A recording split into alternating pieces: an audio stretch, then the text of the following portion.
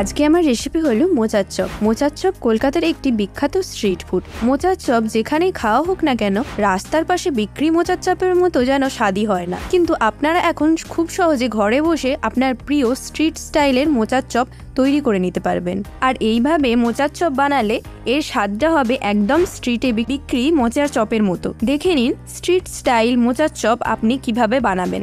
মোচার চপ বানানোর জন্য আমি এখানে একটি কলা মোচা নিয়ে নিয়েছি। মোচার খোলাগুলি ফেলে দিয়ে এইভাবে ভেতরের ফুলটা আমাদের বার করে নিতে হবে।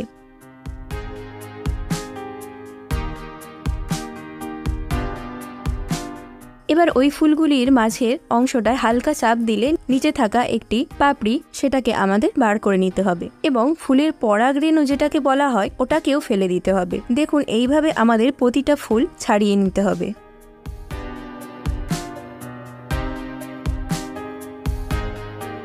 ফুলগুলি ছাড়ানো হয়ে গেলে এগুলি একটি চপার দিয়ে ভালো করে চপ করে নিতে হবে। আপনি একটি ছুরি বা বটির সাহায্যেও এইভাবে কুচি কুচি করে কেটে নিতে পারেন। ভালো করে চপ হয়ে গেলে এগুলিকে জলে 10 থেকে 15 মিনিট ভিজিয়ে রাখতে হবে। এই জলে ভিজিয়ে রাখার কারণটা হলো যে এক্সট্রা আঠাটা থাকে ওর মধ্যে সেটা বেরিয়ে যাবে।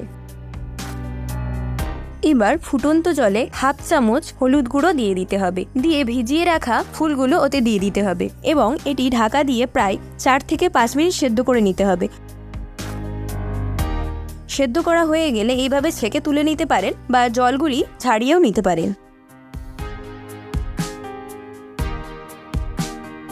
এরপর একটি মশলা বানিয়ে নিতে হবে। তার জন্য এখানে আমি একটি শুকনো লঙ্কা, একটি তেজপাতা, হাফ চা চামচ গোটা ধনে, একটি দারচিনি, 2টি এলাচ, একটি লবঙ্গ, সামান্য মৌরি, সামান্য মেথি ও হাফ চা চামচ গোটা জিরে দিয়ে দিতে হবে। দিয়ে লো ফ্লেমে আমাদের এটাকে ভেজে নিতে হবে। মশলা থেকে খুব সুন্দর গন্ধ উঠে আসলে পারে তখন আমাদের গ্যাসের ফ্লেমটা বন্ধ করে দিতে হবে। ঠান্ডা হয়ে যাওয়ার পর মিক্সিতে এটি গুঁড়ো করে নেব।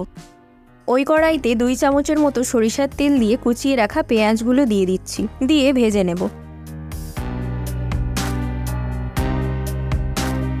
পেঁয়াজগুলো নরম হয়ে আসলে পারে 1 চামচ আদা রসুন বাটা, 4 থেকে 5টি কুচিয়ে রাখা কাঁচা লঙ্কা দিয়ে দিলাম, দিয়ে কিছুটা ভেজে নেব।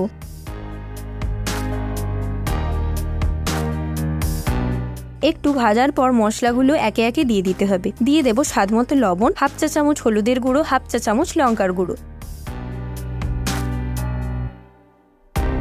মশলাগুলি দিয়ে কিছুক্ষণ ভেজে নিয়ে 2টি সেদ্ধ করে রাখা আলু গ্রেট করে ওতে দিয়ে দিতে হবে আর সেদ্ধ করে রাখা মোচাটাও ওতে দিয়ে দেব। দিয়ে মশলাগুলোর সঙ্গে খুব ভালো করে মিশিয়ে নিতে হবে।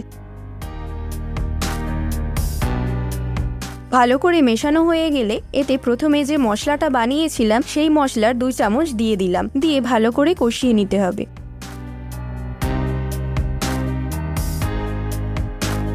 এবার 2 চামচ ব্রেড ক্রাম্বস দিয়ে দেব, দিয়ে ভালো করে মিশিয়ে নেব।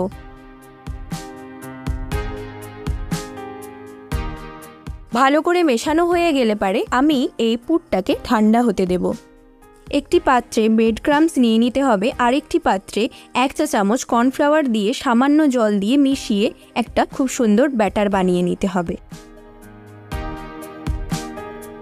হাতের তালুতে কিছুটা রিফাইন তেল মিশিয়ে নিতে হবে। তারপর মোচার যে পুরটা আমরা বানিয়ে রেখেছিলাম সেটা কিছুটা অংশ নিয়ে এইভাবে শেপ দিয়ে নিতে হবে। আপনারা আপনাদের পছন্দ মতন শেপ দিয়ে নিতে পারেন। এটি ব্রেড ক্রাম্বসে এইভাবে গড়িয়ে ব্রেড ক্রাম্বসের একটা কোট দিয়ে নিতে হবে।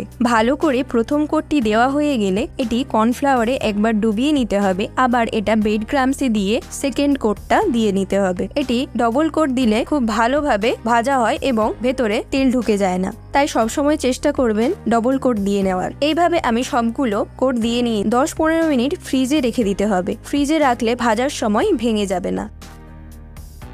একটি কড়াইতে 250 ml এর মতো রিফাইন তেল নিয়ে নিতে হবে। তেলটি গরম হলে পারে সবগুলো দিয়ে ভালো করে ভেজে নিতে হবে।